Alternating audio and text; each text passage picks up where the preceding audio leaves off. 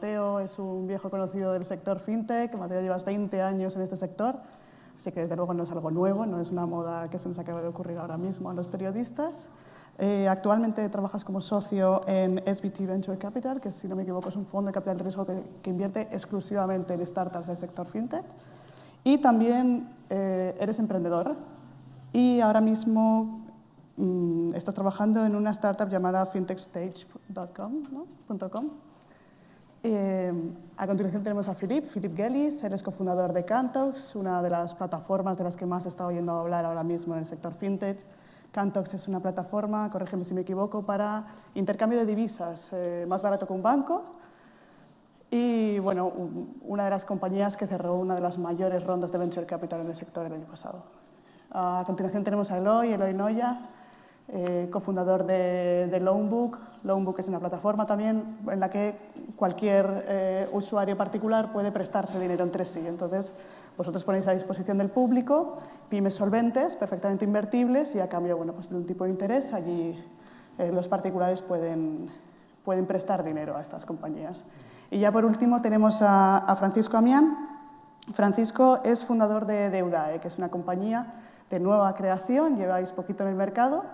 Si no me equivoco, os va bastante bien, se está oyendo bastante hablar de vosotros también últimamente, y os dedicáis a la compensación de facturas, que es algo que así no suena muy digital, ¿no? Que en el sector financiero es algo que conocemos desde hace muchísimo tiempo, pero que gracias a los canales digitales también estáis haciendo mucho más extensible y escalable.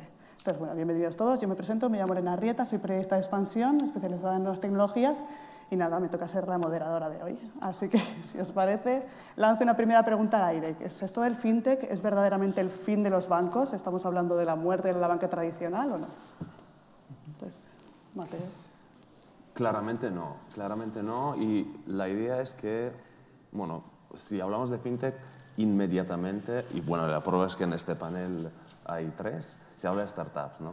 Y generalmente hay 2 modelos de startups, no hay más. Hay un modelo de startup que intenta hacer competencia directamente contra los bancos, ¿no? Pensando hacer disrupción y crecer y escalar pues sin que los bancos hagan nada.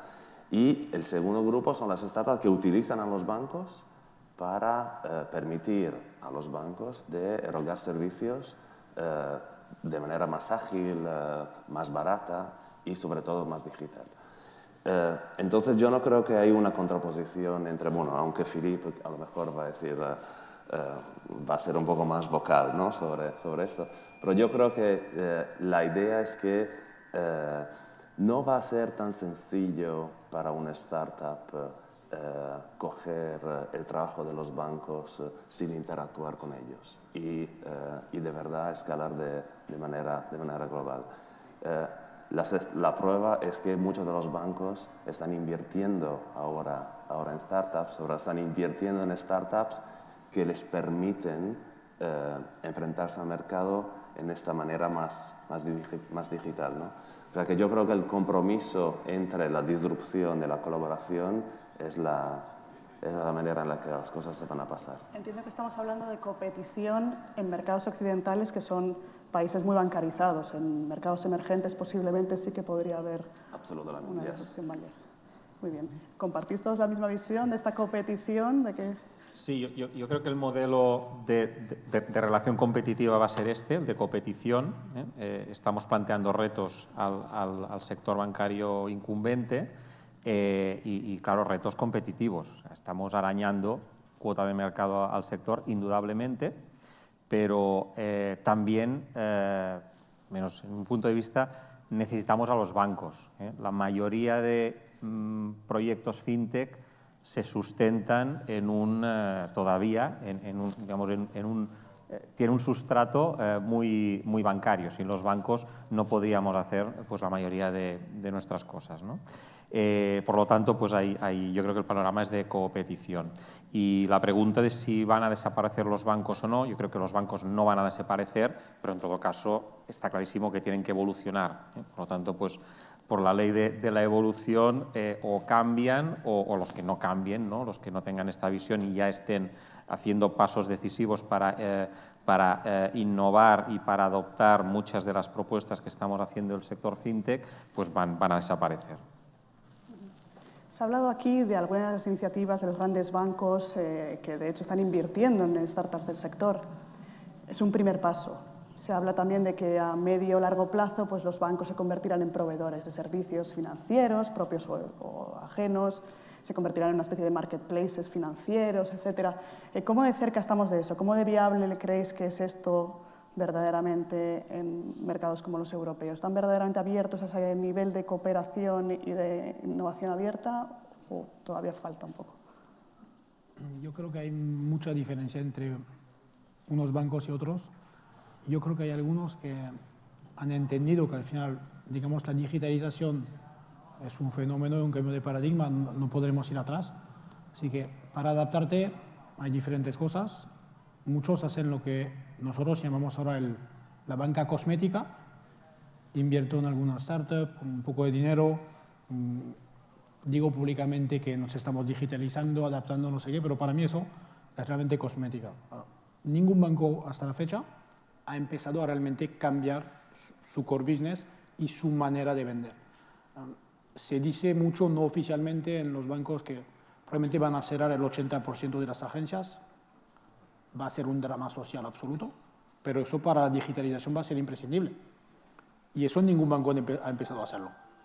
El único que empieza a hablar de eso de manera un poco pública, a mi conocimiento, es Société Générale en Francia, que ha dicho que va a cerrar el 20% de las agencias hasta 2020, pero la realidad es que va a ser muchísimo más de 20. Así que los bancos empiezan a hacer cosas, invierten, compran algunas empresas, muy a menudo fuera de su mercado core. Por ejemplo, los grandes bancos españoles invierten en fintech un poco, nunca en España, porque tienen miedo a la canibalización, pero ninguno realmente ha empezado a cambiar el core. El gran reto es eso, no la cosmética, el cambio de verdad. Totalmente de acuerdo con lo que dice Philippe. De hecho, la actitud que vemos primero, abundando en la primera pregunta, no creo que vayamos a sustituir ni mucho menos a los bancos, pero sí que creo que el fintech lo que va a cambiar es la manera en que los bancos van a operar y cuál es su modelo de negocio. Y eso se va a tener que reinventar. Y el modo en el que están, y yo creo que hay diferencias por países, de todas maneras, en cuanto a los bancos, pero lo que está claro es que en España los bancos todavía miran al fintech desde sus departamentos de innovación. Y los departamentos de innovación son como una gente con bata blanca y tubos de ensayo. Y esa no es la manera de introducir un nuevo modelo de negocio dentro de un banco. Estamos todavía en el observatorio de los bancos, como diciendo, ahí hay una realidad que viene y que queremos observar, entender, pero yo creo que no están todavía tomando en serio una remodelación drástica del modelo de negocio financiero, tal y como está concebido. Entonces, nosotros ahora mismo, dentro de nuestros pequeños verticales, intentamos cambiar las maneras en las que se hacen las cosas, sin vocación de sustituir a la banca, sino con vocación de competir con ella y prestar unos servicios más adaptados a nuestros clientes, porque somos más dinámicos, más flexibles, etcétera, ¿no? Ellos tienen el tamaño, pero tendrán que evolucionar. Y yo creo que el plazo, que es lo que preguntabas, va a ser muy corto para lo que nos parece a nosotros. No es hoy y mañana, pero en 5 o 10 años habrá cambiado totalmente cuál es el modelo de negocio bancario. Esa es mi perspectiva. Un dato interesante también que se podría añadir es que depende precisamente de las geografías, ¿no? Y si cogemos Inglaterra, por ejemplo, hay 22 licencias de bancos que han sido pedidas por startups. No hablamos de esto justo antes, ¿no? No todas la van a tener, pero la idea es que si cogemos un país donde el regulador empuja, ¿no?, la innovación y la creación de esos nuevos servicios en la buena dirección, el mercado cambia, ¿no? Y ese récord, ¿no? O sea, no hay ningún país en el mundo hoy que tenga tantos potenciales nuevos bancos que se enfrenten al mercado. Y bueno, BBVA acaba de invertir en una de ellas, que es Atom Bank, justamente fuera de España, para confirmar lo que estás diciendo. Pero también es un ejemplo. Yo interpreto esta inversión como, pues vamos a invertir en lo que es un lab, ¿no? Y un laboratorio para experimentar en un país que no es el nuestro y para ver lo que un banco totalmente digital va a dar de sí, ¿no? Eso es un poco así que lo he interpretado.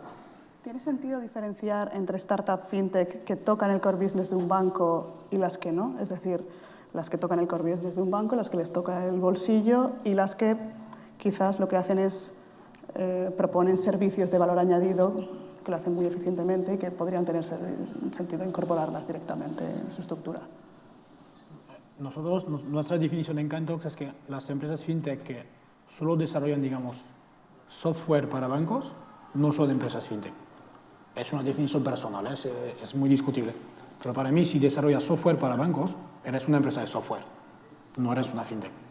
Si compites o copites, eres una fintech de verdad. Pero es discutible, quiero decir, porque no hay ninguna definición oficial. Muy bien. Sí. Pues para mí una fintech es aquella que, como dice Philippe, que desafía o que está planteando un modelo de negocio nuevo, ¿no? Y en ese sentido, por eso hay una resistencia por parte de la banca, del sector incumbente de la banca. Al final, cuando hablamos de innovación, y además en un público que supongo que es muy abierto a la innovación, ¿no? Si no estaría escuchándonos, hay una parte bonita, una parte, en fin, épica incluso, ¿no? Y de una historia bonita a explicar, pero luego hay una parte, digamos, de bastante dolor, muy dolorosa. Cuando estamos hablando de innovación, pues también estamos hablando de, bueno, es el elefante que nadie quiere ver en la habitación, ¿no? Es destrucción de puestos de trabajo y es bueno, una reconversión de todo un sector tradicional como la banca. En este sentido, pues es lógico que haya estas resistencias y bien, pues va a tardar un tiempo en hacerse efectivos. Aquí la paradoja es que por querer proteger demasiado al sector tradicional, pues digamos que las startups fintech no nos dejen crecer suficiente, no se cree un sector español fintech suficientemente desarrollado y la tendencia que va a ser inevitable es que haya grandes actores mundiales tecnológicos, de fintech o de no fintech, que entren en España y pues, bueno, se queden con la tarta, ¿no? Pues bueno, probablemente puede pasar bastante esto. Vamos a ver, estoy de acuerdo en que para mí FinTech es quien propone una alternativa a los servicios financieros de las entidades tradicionales, bien sea banca o otras compañías que prestan servicios financieros. Pero la pregunta, yo voy un paso más allá. Yo creo que aquí hay dos vertientes. Uno, hay una amenaza para las entidades financieras tradicionales que viene del FinTech, pero se da una cuestión y es que el negocio bancario tradicional ahora mismo, en mi opinión, está redefiniendo definiendo cuál es su core business. No está tan claro. O sea, ahora mismo los bancos, las rentabilidades de las bancas están en entredicho, la regulación bancaria ha cambiado, no solo una amenaza de las nuevas tecnologías, sino que a ellos les engancha en un momento que salen de una crisis financiera que ha dejado tocado al sector, que regulatoriamente ha cambiado su forma de ganar dinero y tienen dos retos, yo creo, planteados. Uno, se tienen que replantear y tienen que entender cuál es su core business, que ahora mismo no está claro, yo creo que no lo tienen claro. Decía Philippe, tienen que cerrar para empezar todas sus oficinas, que Philippe llama agencias, ¿no? Eso ya es un reto de per se y es básico. Pero luego, además, es que el negocio del depósito y el préstamo, tal y como están los tipos de interés, ahora mismo no es sostenible. Tienen que reinvertirse y el consumo de capital de su modelo de negocio es demasiado grande. Nosotros, los fintech, además, estamos tocándole las narices, digamos, por otro lado, implementando soluciones tecnológicas que sin consumo de capital proponen alternativas a su negocio. Con lo cual, tienen un reto muy grande y tienen que asumirlo. Y si no son capaces, van a tener problemas, yo creo. Vamos a intentar aterrizar todo esto del fintech en realidad hasta dónde puede llegar, cuál es la disrupción que plantea, qué nuevos modelos de negocio. Ahora todos los grandes bancos, todas las grandes compañías también de tus sectores, estamos hablando incluso los medios de comunicación también, de transformación digital, efectivamente de búsqueda de nuevos modelos de negocio y todo queda un poco en el aire. Entonces, verdaderamente, ¿de qué estamos hablando? ¿Qué cosas pueden hacer los bancos? ¿Cuál va a ser la banca del futuro? ¿A qué se puede dedicar? Se habla de blockchain, de que se pueden dedicar prácticamente a convertirse en notarios más que en prestamistas, etc. Entonces, ¿vosotros qué modelos de negocio novedosos planteáis? Yo no creo que puedan reinventar el negocio en el sentido que lo que busca un cliente con servicios bancarios es lo que es. No veo mucha innovación. Lo que tiene que cambiar drásticamente es cómo lo están haciendo, pero no realmente los productos en sí. Quiero decir, siempre necesitaremos préstamos, pagos, cuentas bancarias, factoring, financiar el coche. Yo creo que eso no va a cambiar. No veo nuevos productos muy disruptivos y si los hay representarán una cuota de mercado pequeña. Ahora los bancos hablan mucho de Big Data y de cómo pueden sacar negocio de Big Data. Al fin y al cabo, lo que no dicen, pero están tratando de hacer, es usar la información de sus clientes para venderle aún más cosas, con aún más crédito y para que la gente se endeude aún más. Al final, el modelo de Big Data de un banco es decir, el americano medio está endeudado hasta aquí, si el español medio está endeudado hasta aquí, yo uso el Big Data para que se endeude mucho más. Y así me gano la vida. Y cuando los bancos ahora hablan de Big Data, no olvidar eso, hablan de una sola cosa, venderos más productos y a crédito. Si sabéis que compras en Amazon, os van a empujar más productos de Amazon y a crédito. Porque con una sociedad endeudada, la banca está feliz. Así que no olvidar eso. Big Data es enchufaros más cosas. Eso es la realidad, ¿eh? Quiero decir, vienen con planes muy bonitos de Big Data, pero Big Data es eso. Compréis más a crédito. Sabemos dónde ha llevado España hace 10 años con la vivienda. Quieren hacer lo mismo con el crédito al consumo. Eso es lo que está llegando. Sí. No, diría que esto pasa en la banca y en todos los sectores donde se vende al consumidor final, ¿no? Al final, cuando estamos hablando de Big Data, lógicamente es estar manejando millones de datos a tiempo real para vender más cosas, ¿no? En el caso de los bancos, pues lo que venden es crédito, básicamente, y en el caso de un sector retail, pues bueno, vender lo que tengan que vender en el sector retail. Esta es la evolución evidente del Big Data. Yo creo que a partir de aquí el Big Data o los datos es el oro negro del siglo XXI, ¿no? Ese es el petróleo del siglo XXI. Los datos, pues en la medida en que tengamos más datos, tengamos capacidad de entender estos datos y podamos generar una inteligencia alrededor de estos datos, inteligencia artificial, pues será los sectores o los players que puedan, que puedan triunfar en esta nueva economía, ¿no? Claro, los bancos tienen algo bastante potente, que tienen muchísimos de estos datos. ¿En qué medida pueden usar todos estos datos, no solo para vender más créditos, sino para reinventarse y ser un productor de inteligencia artificial para, no vendernos, sino entender mejor qué necesitamos y luego pues eso venderlo a otras industrias? Pues a mí se me antoja bastante difícil. Yo creo que esto va a ser más un papel pues, de grandes operadores tecnológicas, pues de un Google o de un Amazon. La banca la veo demasiado todavía anquilosada y con un legacy tecnológico muy importante en el que tienen muchos datos, pero con estos datos únicamente creo que son capaces de vender más crédito, como dice Philippe, pero no reinventarse en la medida que sea una industria que del dato pueda generar una nueva industria, ¿no? Una industria más de inteligencia artificial. Esto podría ser una evolución, pero la veo complicada tal como es la banca hoy en día. Es decir, la evolución en la experiencia del usuario tampoco será tan disruptiva, probablemente. No, yo creo que hay un legacy aquí. En el tema de la experiencia de usuario, es decir, Cuando decimos que la banca tradicional, una banca o el banco es una empresa muy tecnológica. O sea, esto no debemos olvidar que es una empresa muy tecnológica. Ahora bien, es una tecnología que prima la consistencia de los datos, la seguridad, y esto pues, la convierte en muy potente, pero a la vez tiene muchos condicionantes.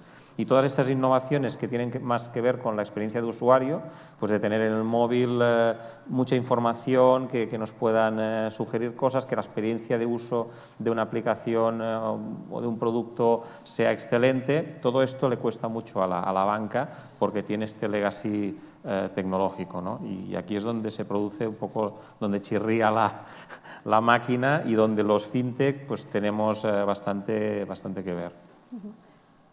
Sí.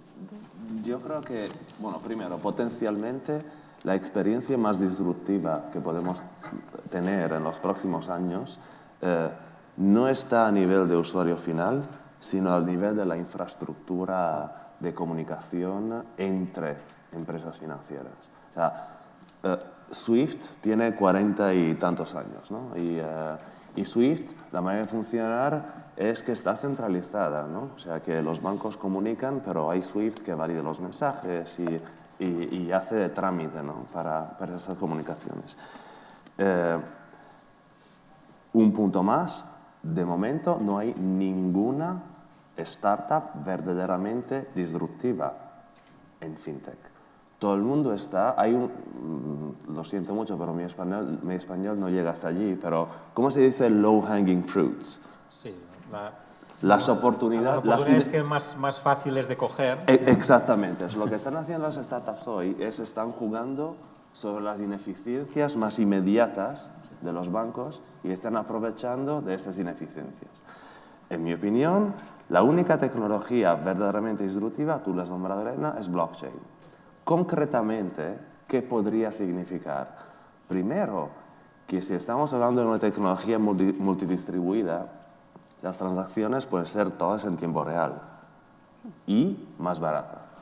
Y también a nivel del customer onboarding, de la identificación del cliente, en teoría podríamos todos tener nuestro wallet, nuestro portafolio de identidad que podría ser intercambiado. No sé si lo has intentado tú, pero yo tengo cuentas en 3 países diferentes, incluso 2 cuentas en el mismo banco, una personal y una de empresa. Y cada vez me piden los mismos datos, ¿no? No solamente un BNP Paribas en París y en Italia, por ejemplo, pero también el mismo banco inglés para 2 cuentas diferentes, ¿no? Esta es una ineficiencia muy básica que ninguna startup puede hoy, a la que ninguna startup puede enfrentarse hoy, porque falta la tecnología, ¿no? Entonces yo creo que la distribuibilidad va a llegar en el underground, ¿no? en las, ¿cómo se dice? En la infraestructura básica de comunicación. Luego lo que va, el último millo, no sé si dice el último millo, eso sí es el dominio de las startups de hoy. Pero antes, una profunda transformación a nivel de infraestructura tiene que pasar para que podamos verdaderamente hablar de disrupción. Es decir, primero los procesos, luego llegará todo lo demás, los nuevos servicios. Muy bien. Vamos a hablar un poquito de Venture Capital, que quizás es el mensaje más manido, ¿no? Cuando se habla de FinTech. Bueno, FinTech es esto que mueve tanto dinero, ¿no? Donde parece que todo el mundo está invirtiendo. El año pasado, si no me equivoco, eran cifras de Accenture, se invirtieron del orden de 13.000 millones de dólares, de los cuales creo que unos 10.000 ya eran solamente en Estados Unidos. Este año, primera mitad del año, ya se había superado esa cantidad, es decir, por lo menos se duplicará. ¿Qué hay detrás de todo eso? ¿Es verdaderamente una burbuja? ¿Puede eso verdaderamente luego jugar en contra del emprendedor que quizás a la hora de vender su empresa o de asociarse de algún modo con un gran banco, pues ve ahí un impedimento, el hecho de tener tantos inversores dentro de su accionariado? ¿Qué opináis de todo este movimiento? Nosotros creemos que hay una burbuja financiera global extendida por todo lo que pasó con el Banco Central Europeo, americano, los quantitative easing y todo eso, así que hay una burbuja generalizada financiera mundial y la consecuencia es que hay una burbuja también en el mundo tecnológico y fintech siendo uno de los 2 o 3 segmentos, digamos, más calientes ahora, yo diría que hay una exageración de inversión. Pero no es fintech, es mundo tecnológico y mundo financiero en general. Al fin y al cabo, ciclos siempre hubo, siempre habrá. Ahora estamos solamente en una parte alta, acabará bajando. Probablemente que ahora se financian demasiados proyectos. Lo que se dice siempre es que cuando hay burbuja, el problema es que se financian los proyectos hasta los malos. Yo creo que ahora hay demasiada inversión en fintech, muy a menudo en proyectos que hace 5 años o 4 o 5 años, cuando me acuerdo empezamos nosotros y que fintech casi no existía, nunca se hubieran financiado. Ahora se financian, así que al final la tecnología es darwinismo y el darwinismo acabará actuando. ¿Cuándo? Pues no lo sé, pero claramente acabará actuando. En mi opinión es un tema de madurez del sector. Sí, es un sector muy nuevo. La industria financiera es sin duda la mayor industria que jamás ha sido disruptiva. Es decir, es cientos de veces más grande que la prensa, que la música. Así que claramente los inversores ven oportunidades gigantescas y yo creo que hay oportunidades para 20 o 25 años. Así que aunque en un momento haya una bajada, a largo plazo las oportunidades están y no desaparecerán. Mateo, ¿cuál es tu opinión? Con todo el cariño, no estoy de acuerdo. Y yo creo, el contrario es que, bueno, estoy de acuerdo sobre una cosa, que hay demasiado capital invertido en fintech de la parte de fondos que no son especialistas. Y eso es el verdadero problema. O sea que los fondos over $500 million se están poniendo a invertir en fintech porque es trendy. Pero claro, no vas a aprovechar o sea, no te vas a enfrentar con una startup fintech en el mundo financiero en la misma manera en la que das consejos tecnológicos o de business o de estrategia a una startup normal. Ese es el primer problema. Y el segundo problema es que hay un gap hoy, efectivamente, entre las primeras rondas de financiación y la sucesiva, que es la razón también porque esas startups van a buscar capital estúpido, entre comillas, o sea, y no capital inteligente, ¿no? Me imagino que la imagen en español rinda también. Ese es el segundo problema. Pero si vamos a mirar, y luego quería decir algo también sobre bancos invirtiendo en startups. Yo no creo que un banco sea la exit más probable para una startup. Y por 2 razones. Primero, porque si un banco invierte en una startup es porque la startup es atractiva para mejorar sus propios servicios. Entonces, por definición, no va a conceder esa ventaja competitiva a otros bancos, ¿verdad? Porque sería un poco conflictivo, ¿no? con la razón por la que ha invertido en el primer lugar. Segundo, porque si de verdad nos esperamos a que una startup crezca lo más posible, un partner tecnológico, en teoría, es más adecuado. ¿Por qué? Porque a nivel geográfico la puede ayudar a vender en más de un país, y porque es el trámite ideal, ¿no? para luego multiplicar su fuerza, su impacto de ventas en múltiples bancos. Entonces yo creo que, y de hecho, pues BBVA ha comprado Simple, es la única excepción. Luego, claro, la inversión en Atom es, yo creo, para una serie de experiencias. Tampoco es una cantidad tan minoritaria. Exactamente. Sí, yo creo que la idea es que hay 2 filosofías, ¿no? Hay Santander y Open Bank, es decir, pues lo hacemos nosotros desde cero, o Unicredit y Buddybank, que ha lanzado en Viena, creo, hace oficialmente un par de meses, es un ejemplo. Hacemos un banco totalmente separado, con nueva infraestructura, le damos fondos, una licencia que hacemos passporting, la transferimos, ¿no? desde la que tenemos nosotros y tal.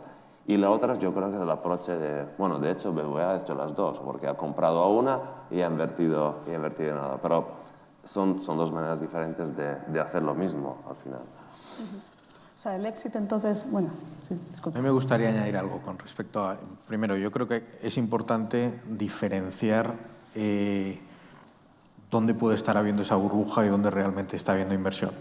Y geográficamente quiero aclarar que la perspectiva que nos dan Mateo y Philip es bastante internacional y no es del todo trasladable a España, donde me parece que la inversión en 2014 ha sido 100 veces menor que en la de UK, o una cosa así, de 1.300 millones a 13 millones o algo así. No tiene nada que ver cuál es la situación en España, cuál es la situación internacional, principalmente en Estados Unidos y UK, y están empezando a despuntar Francia y Alemania, pero a una distancia tremenda. Entonces, hay una,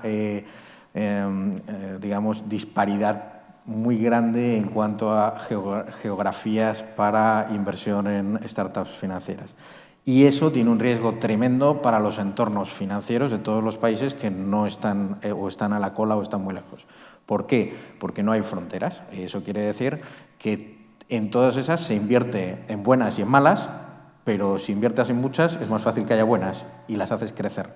Y cuando las haces crecer, el primer movimiento que tienes, y todos los que estamos aquí estamos en eso, es irte fuera. Y eso quiere decir que el que está invirtiendo, todo lo que se está invirtiendo además en UK son empresas que cuando las que vayan bien, las que vayan mal hay riesgo como en todo, pero las que vayan bien van a querer venir aquí. Y cuando vengan aquí, los que estamos compitiendo en desigualdad de oportunidades, entre comillas, simplemente por un tema de inversión, lo vamos a tener más difícil. Y las entidades financieras tradicionales que están aquí habrán conseguido, no voy a decir torpedear, pero sí poner barreras o palos en las ruedas a las fintech locales, pero no podrán hacer lo mismo con las fintech internacionales, porque tendrán un tamaño más grande.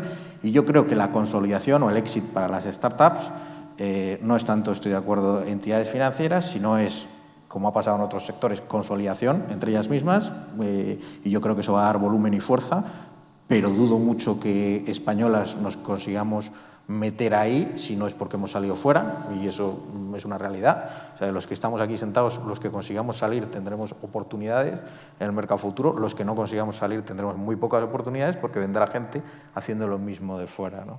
Entonces, consolidación para coger volumen y competir con multiverticales, digamos, no especialidad en divisas o en crédito comercial, sino que podamos unirnos y dar muchos servicios. Pues está pasando en e-commerce, está pasando en muchos sectores.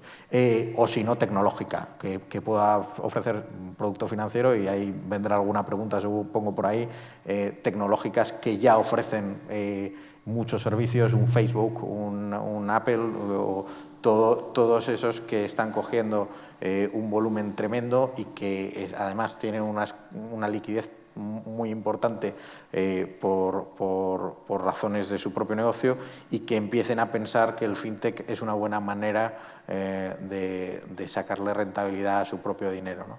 Entonces, sí existe cierta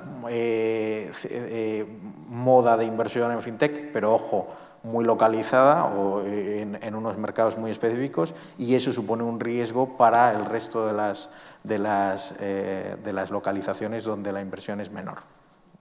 Yo quisiera rebotar sobre eso porque no estoy muy de acuerdo con la visión que tienen. Yo creo que vamos a ver muchos bancos comprando fintech por dos razones, por una razón principal. Muy a menudo pensamos que un banco que compra un fintech es para mejorar su proceso, mejorar sus costes, al final ser más eficiente. Vale, eso es una cosita. Y eso lo entiendo para una fintech que provee, digamos, pura tecnología o, digamos, software, ¿vale? Pero la gran potencia de la fintech es que al final es una herramienta de crecimiento descomunal.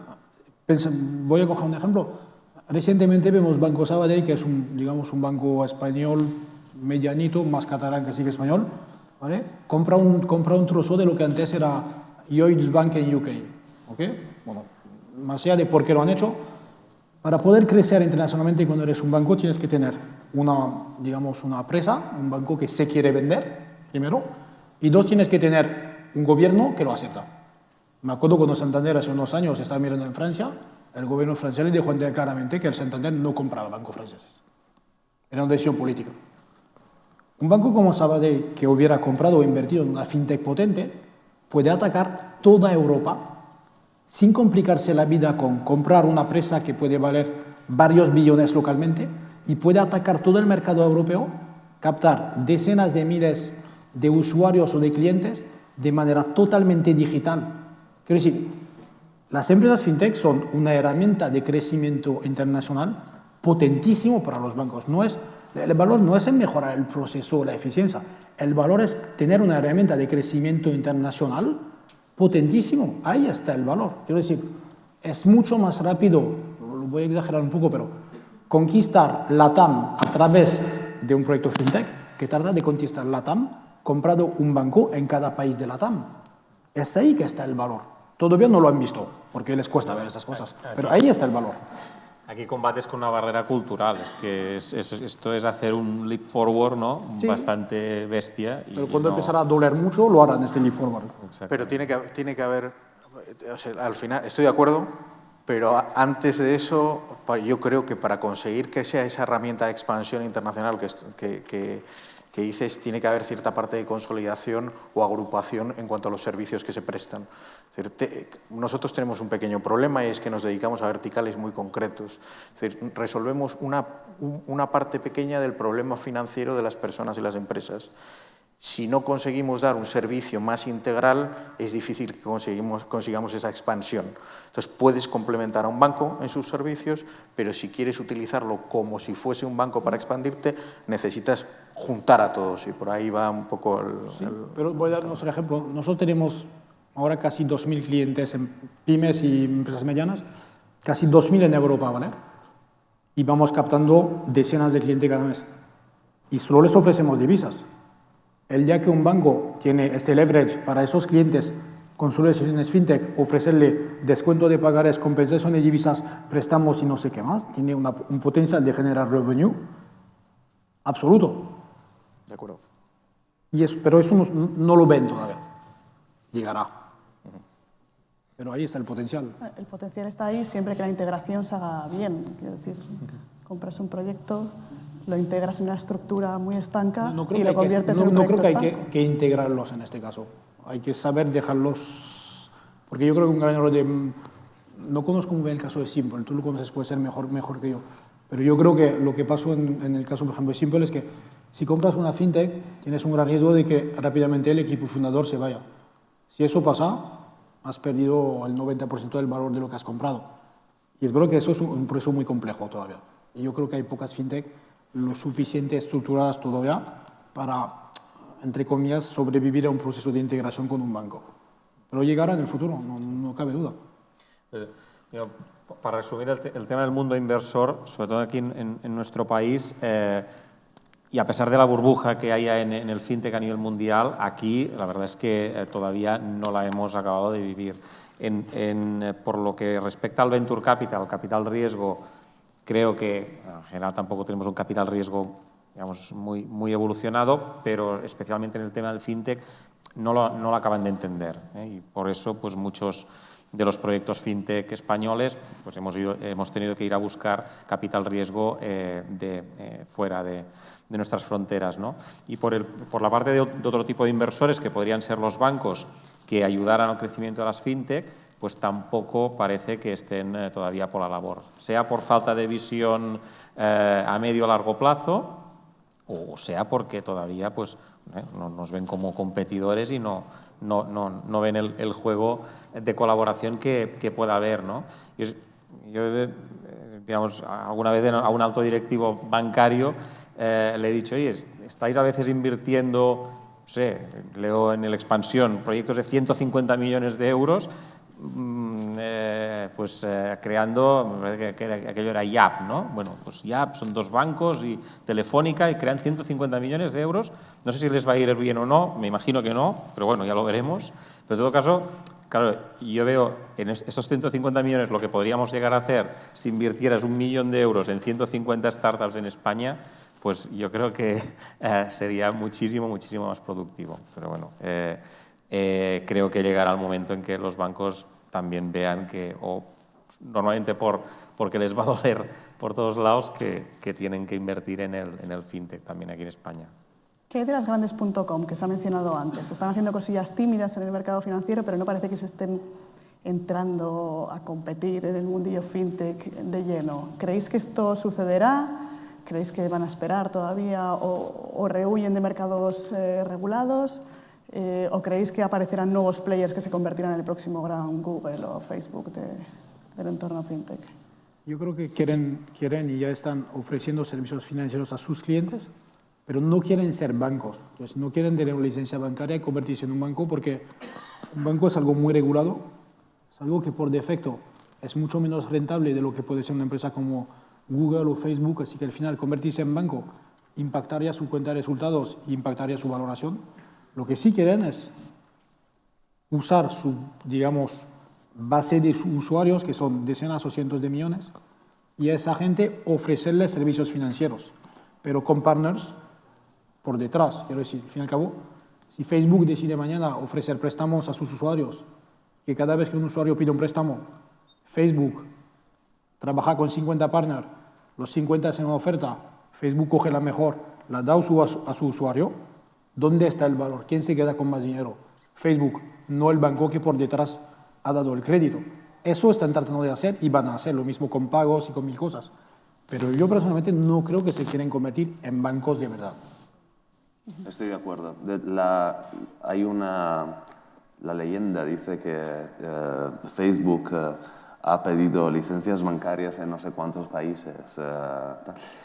Están un poco en modo stealth, un poco, ¿cómo se dice stealth? Debajo del radar. Sí, debajo del radar, ¿no? Porque, totalmente de acuerdo con Philippe, lo que es más fácil hoy es ofrecer, basically, peer-to-peer payments. Y esto lo puedes hacer con casi todos los medios sociales. De hecho, en Israel hay más de una startup que hacen todo lo mismo, integrar pagos, ser un concentrador de pagos a través de cualquier medio social, pues añadiendo sencillamente un botón pago al teclado del móvil, ¿no? Y claro, con la esperanza luego que hay uno de los grandes que lo adopte como medio de pago. Aquí yo creo que los grandes .com están ganando la batalla de los datos, todos, sin excepción. Y entonces, y todo el mundo sabe que pues, monetizar los datos es el next challenge, ¿no? Sobre todo en el fintech. Creo que en el momento en que decidan de combatir la batalla grande, el regulador les va a parar. Les va a parar como... Es la misma razón por la que Western Union no da préstamos. ¿Por qué Western Union no da préstamos? En teoría podría, ¿no? Tiene una serie de datos impresionantes de intercambios, es mundial, pero ¿por qué no lo hace? Porque el regulador les mataría y claro, pues están así arrocados, ¿no? en este negocio súper exitoso y no quieren tomar ese riesgo. Podrían hacerlo, entiendo, quizás en África, en India posiblemente también. Yo estoy muy de acuerdo en que la estrategia suya no va a ir por entrar a hacer la función bancaria y que está regulada.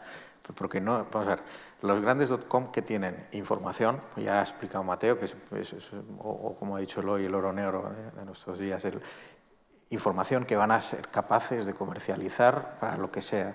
Pero luego también tienen conectividad, es decir, tienen el canal. Google ya lo hace. Google no vende, pero lo que se vende en Internet ya empieza a venderlo él todo. Quiero decir, Google no crea la información, pero es el mayor portal de información que tiene. Tú entras en Google y ves un cajetín, no ves nada más.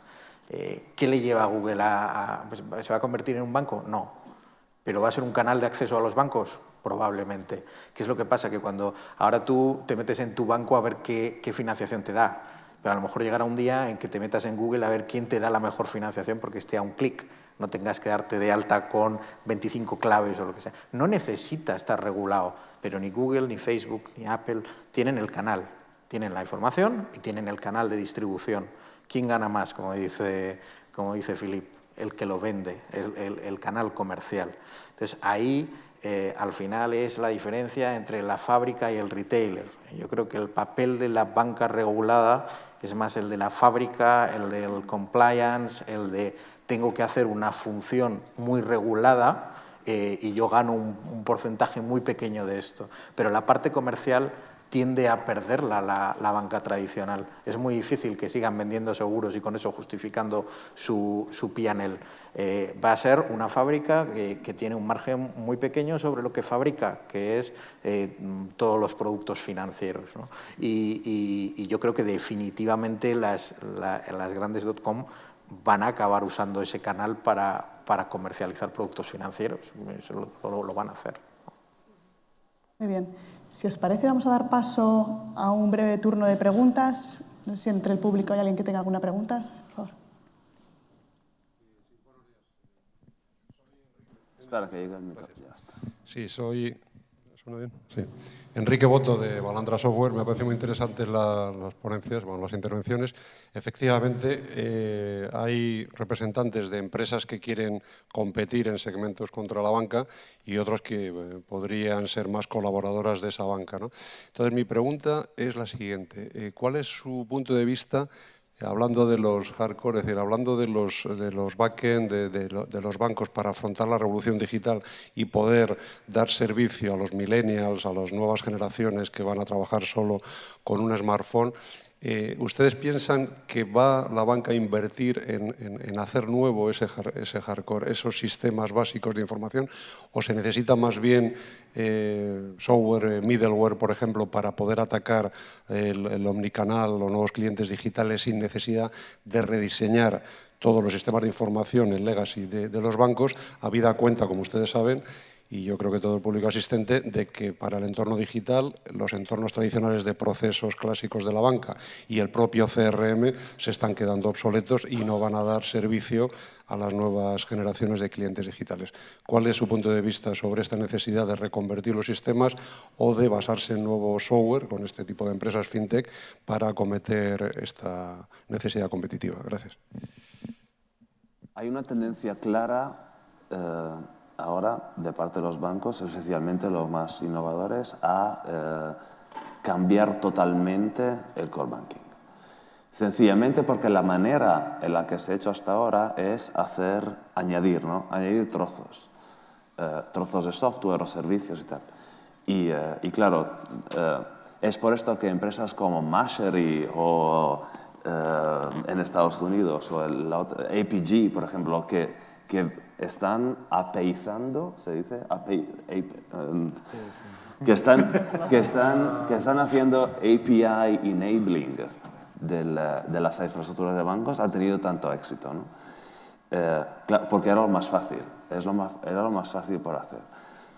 Ahora hay unos cuantos nuevos proveedores, los Fiserv, no sé, los Fiserv de este mundo, y lo sé porque, como se dice, como información directa, que están utilizando a estos nuevos bancos, nuevas startups que están pidiendo licencias de bancos para ¿cómo se dice?, concebir, para diseñar un software totalmente nuevo, que sea mucho más adaptado y sea native API enabled. Porque la banca no lo va a hacer todo, se va a utilizar estos señores para dar servicios, ¿no? Pero para hacerlo tiene que ser de forma nativa. Entonces, si tengo que elegir entre las dos, yo creo que esto de construir por encima del existente ya se ha agotado. Y hablabas de millennials y tal, no hemos hablado aquí de inclusión financiera. Yo creo que la inclusión financiera es la más grande oportunidad de fintech a nivel mundial. Porque cuando pensamos en inclusión financiera, pensamos a Uganda, Nigeria y África Central y tal. Pero en Inglaterra hay 2 millones de gente sin cuenta bancaria y 38% de la población de Estados Unidos está subbancarizada. Y los bancos hoy, bueno, primero no tienen infraestructura para atender a esa gente porque no ganan dinero. Entonces, la empresa, el banco, la startup, llamámoslo como queramos, que va a conseguir hacer dinero mejorando el servicio a los que están hoy subbancarizados, es la que va a ganar la apuesta. Hola, buenas. Simplemente añadir, para mí los bancos o los modelos que tienen, primero, no creo que el problema en el cambio o en la revolución que le viene encima a la banca tradicional venga o el freno vaya a ser la parte tecnológica. Dicho lo cual, me parece que tienen necesariamente que cambiar, porque sus modelos de datos, si pensáis, están concebidos desde el punto de vista unipersonal, bien sea de persona física o jurídica. Es decir, un banco cuando te mira a ti, no te mira a ti y tus circunstancias, y eso es un problema. ¿Por qué? Porque no tiene en cuenta nodos distintos. Ahora, os pongo un ejemplo muy fácil. Cuando un banco mira una factura, ve los datos de la factura y 2 partes, pero no es capaz de unir terceros nodos dentro de la factura. Es decir, le falta la conexión entre los datos. Los modelos de datos los tienen obsoletos, tienen muchos datos y no saben cómo utilizarlos. Entonces, pero ellos mismos lo entienden y lo están cambiando, pero tienen que cambiar todos sus sistemas. Yo creo que ya lo están haciendo.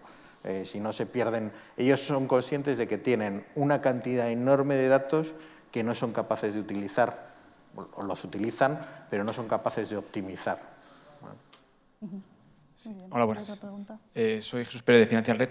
Una de las preguntas que tengo es, generalmente estoy viendo que estas iniciativas hacen propuestas de valor generalmente mejor que los bancos, pero creo que hay a veces un reto de distribución de productos. Entonces la pregunta era un poco cómo se van a distribuir estos productos. O sea, si realmente el mercado es suficientemente transparente para entender que hay ofertas mejores que otras.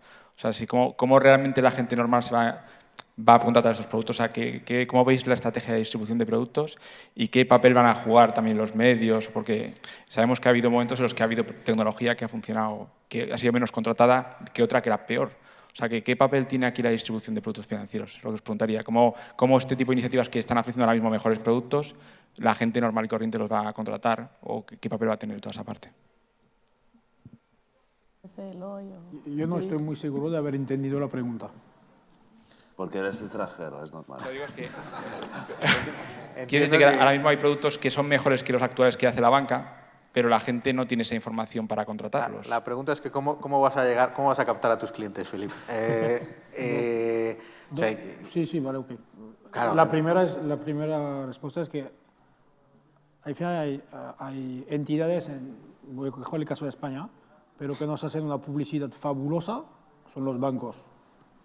Cada vez que roban al cliente, cada vez que venden preferentes a abuelas o personas que no entienden de finanzas, cada vez que arruinan familias vendiendo hipotecas en divisas, cada vez que hay banqueros que al final tienen 2 billones de dólares escondidos en Suiza y no declarados en España, cada vez que pasa eso, para nosotros es un marketing extraordinario. Y los clientes al final ahora están tan descontentos con la banca que empiezan a buscar alternativas. Evidentemente, al principio una alternativa no es fácil de encontrar. Cuando empieza nadie te conoce.